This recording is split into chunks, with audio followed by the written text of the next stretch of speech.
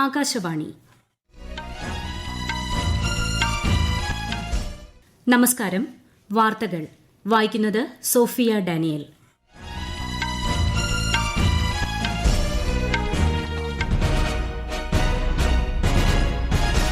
പ്രധാന വാർത്തകൾ.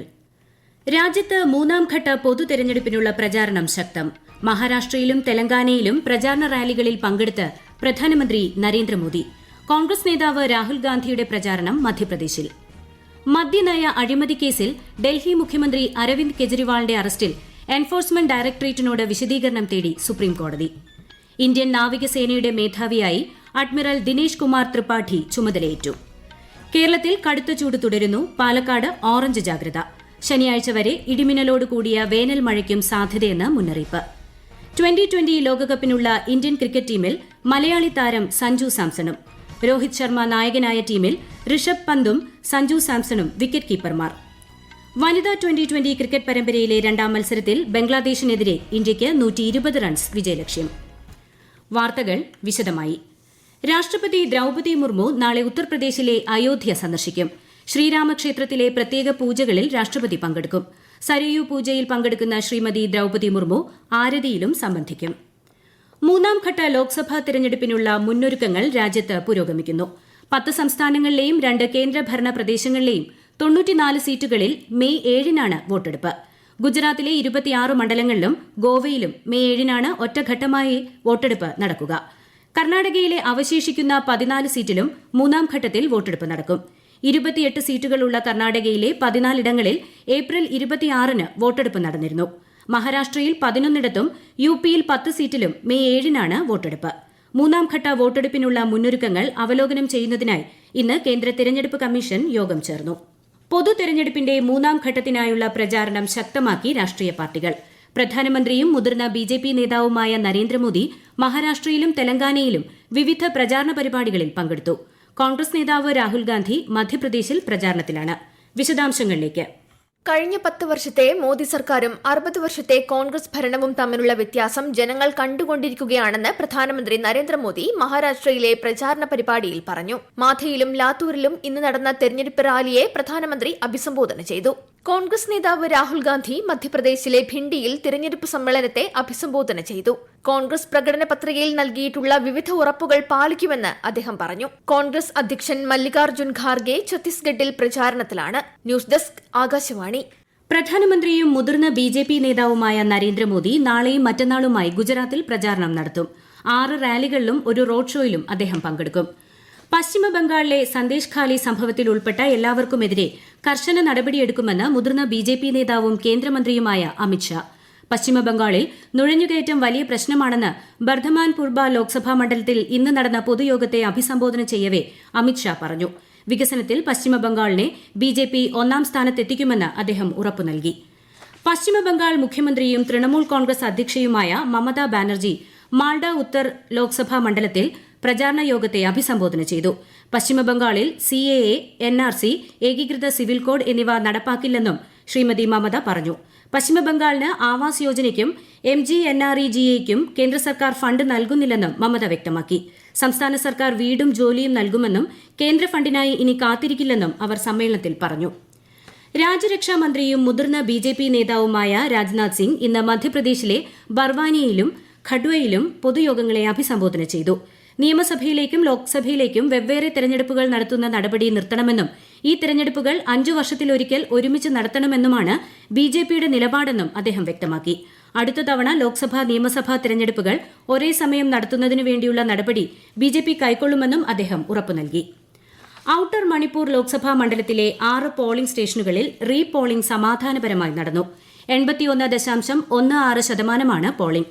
ഉക്രുൽ ജില്ലയിലെ 5 പോളിംഗ് സ്റ്റേഷനുകളിലും സേനാപതി ജില്ലയിലെ ഒരിടത്തുമാണ് രാവിലെ 7 മുതൽ വൈകിട്ട് 4 മണിവരെ വോട്ടെടുപ്പ് നടന്നത്. ഈ മാസം 26-ന് നടന്ന വോട്ടെടുപ്പ് തിരഞ്ഞെടുപ്പ് കമ്മീഷൻ റദ്ദാക്കിയ സാഹചര്യത്തിലായിരുന്നു റീപോളിംഗ്. മദ്യനയ അഴിമതി കേസിൽ ഡൽഹി മുഖ്യമന്ത്രി അരവിന്ദ് കെജ്രിവാളിന്റെ അറസ്റ്റിൽ സുപ്രീംകോടതി എൻഫോഴ്സ്മെന്റ് ഡയറക്ടറേറ്റിനോട് വിശദീകരണം തേടി.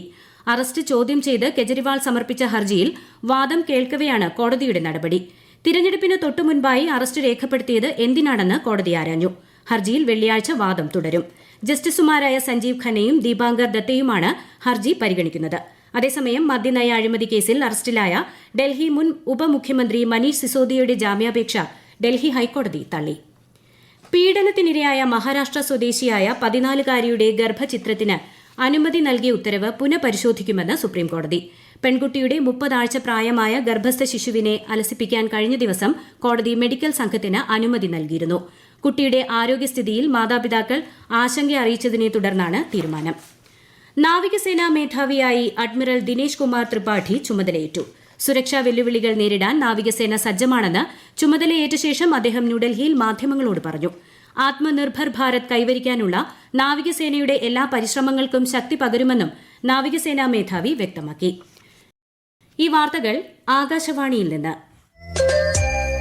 ആകാശവാണി വാർത്തകളും വാർത്താധിഷ്ഠിത പരിപാടികളും all India radio news Thiruvananthapuram എന്ന യൂട്യൂബ് ചാനലിൽ ലഭ്യമാണ്.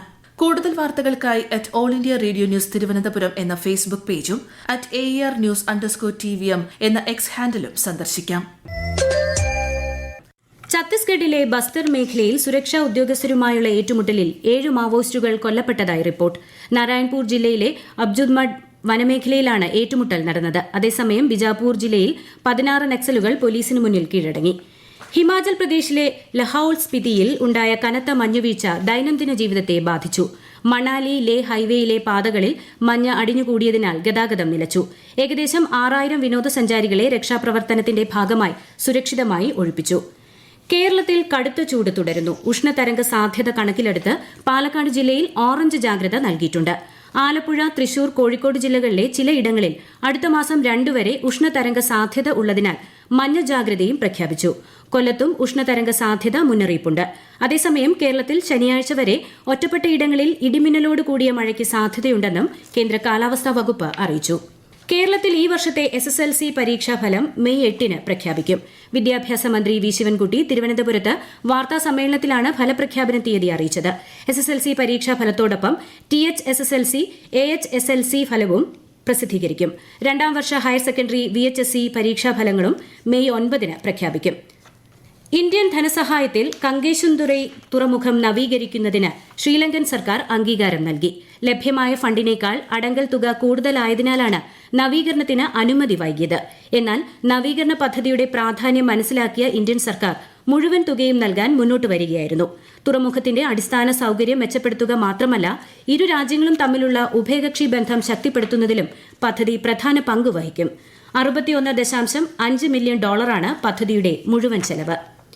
വിദേശകാര്യ സെക്രട്ടറി വിനയ് ക്വത്ര ഇന്ന് ന്യൂഡൽഹിയിൽ UAE അന്താരാഷ്ട്ര സഹകരണ സഹമന്ത്രി റീം അൽ ഹാഷിമുമായി കൂടിക്കാഴ്ച നടത്തി. ഇരുവരും ഉഭയകക്ഷി ബന്ധത്തെക്കുറിച്ച് അവലോകനം ചെയ്യുകയും ഇന്ത്യ UAE സമഗ്ര തന്ത്രപരമായ പങ്കാളിത്തം കൂടുതൽ ആഴത്തിലാക്കുന്നതിനുള്ള വഴികൾ ചർച്ച ചെയ്യുകയും ചെയ്തു. 2020 ലോകകപ്പിനുള്ള ഇന്ത്യൻ ടീമിൽ മലയാളി താരം സഞ്ജു സാംസൺ ഇടം നേടി. രോഹിത് ശർമ്മ നായകനായ ടീമിൽ ഋഷഭ് പന്തും സഞ്ജു സാംസണും വിക്കറ്റ് കീപ്പർമാരാണ്. ഹാർദിക് പാണ്ഡ്യയാണ് വൈസ് ക്യാപ്റ്റൻ. KL രാഹുലിനെ ഒഴിവാക്കി. 15-അംഗ ടീമിനെയാണ് BCCI പ്രഖ്യാപിച്ചത്. ജൂണിൽ വെസ്റ്റ് ഇൻഡീസിലും അമേരിക്കയിലുമായാണ് ലോകകപ്പ് നടക്കുക. വനിതാ 2020 ക്രിക്കറ്റ് പരമ്പരയിലെ 2ാം മത്സരത്തിൽ ബംഗ്ലാദേശിനെതിരെ ഇന്ത്യയ്ക്ക് 120 റൺ വിജയലക്ഷ്യം. നേരത്തെ ടോസ് നേടിയ ബംഗ്ലാദേശ് ബാറ്റിംഗ് തിരഞ്ഞെടുക്കുകയായിരുന്നു. മറുപടി ബാറ്റിംഗിനിറങ്ങിയ ഇന്ത്യ 5.2 ഓവറിൽ 1 വിക്കറ്റ് നഷ്ടത്തിൽ 47 റൺ എന്ന നിലയിൽ എത്തിയപ്പോൾ മഴയെ തുടർന്ന് മത്സരം നിർത്തിവച്ചു. 5 മത്സരങ്ങളുള്ള പരമ്പരയിലെ ആദ്യ മത്സരത്തിൽ ഇന്ത്യ 44 റൺസിന് വിജയിച്ചിരുന്നു. IPL ക്രിക്കറ്റിൽ ടോസ് നേടിയ ലക്നൌ സൂപ്പർ ജയന്റ്സ് മുംബൈ ഇന്ത്യൻസിനെ ബാറ്റിംഗിനയച്ചു. ഏകന സ്പോർട്സ് സിറ്റി സ്റ്റേഡിയത്തിൽ മത്സരം ആരംഭിച്ചു. ഇന്നലെ നടന്ന മത്സരത്തിൽ ഡൽഹി ക്യാപിറ്റൽസിനെതിരെ കൊൽക്കത്ത നൈറ്റ് റൈഡേഴ്സ് 7 വിക്കറ്റിന് വിജയിച്ചിരുന്നു. പ്രധാന വാർത്തകൾ വീണ്ടും. രാജ്യത്ത് 3ാം ഘട്ട പൊതു തെരഞ്ഞെടുപ്പിനുള്ള പ്രചാരണം ശക്തം. മഹാരാഷ്ട്രയിലും തെലങ്കാനയിലും പ്രചാരണ റാലികളിൽ പങ്കെടുത്ത് പ്രധാനമന്ത്രി നരേന്ദ്രമോദി. കോൺഗ്രസ് നേതാവ് രാഹുൽ ഗാന്ധിയുടെ പ്രചാരണം മധ്യപ്രദേശിൽ. മദ്യനയ അഴിമതി കേസിൽ ഡൽഹി മുഖ്യമന്ത്രി അരവിന്ദ് കെജ്രിവാളിന്റെ അറസ്റ്റിൽ എൻഫോഴ്സ്മെന്റ് ഡയറക്ടറേറ്റിനോട് വിശദീകരണം തേടി സുപ്രീംകോടതി. ഇന്ത്യൻ നാവികസേനയുടെ മേധാവിയായി അഡ്മിറൽ ദിനേശ് കുമാർ ത്രിപാഠി ചുമതലയേറ്റു. കേരളത്തിൽ കടുത്ത ചൂട് തുടരുന്നു. പാലക്കാട് ഓറഞ്ച് ജാഗ്രത. ശനിയാഴ്ച വരെ ഇടിമിന്നലോട് കൂടിയ വേനൽ മഴയ്ക്കും സാധ്യതയെന്ന് മുന്നറിയിപ്പ്. 2020 ലോകകപ്പിനുള്ള ഇന്ത്യൻ ക്രിക്കറ്റ് ടീമിൽ മലയാളി താരം സഞ്ജു സാംസണും. രോഹിത് ശർമ്മ നായകനായ ടീമിൽ ഋഷഭ് പന്തും സഞ്ജു സാംസണും വിക്കറ്റ് കീപ്പർമാർ. വനിതാ 2020 ക്രിക്കറ്റ് പരമ്പരയിലെ 2ാം മത്സരത്തിൽ ബംഗ്ലാദേശിനെതിരെ ഇന്ത്യയ്ക്ക് 120 റൺസ് വിജയലക്ഷ്യം. വാർത്തകൾ കഴിഞ്ഞു. അടുത്ത വാർത്താ പ്രക്ഷേപണം രാത്രി 8:35.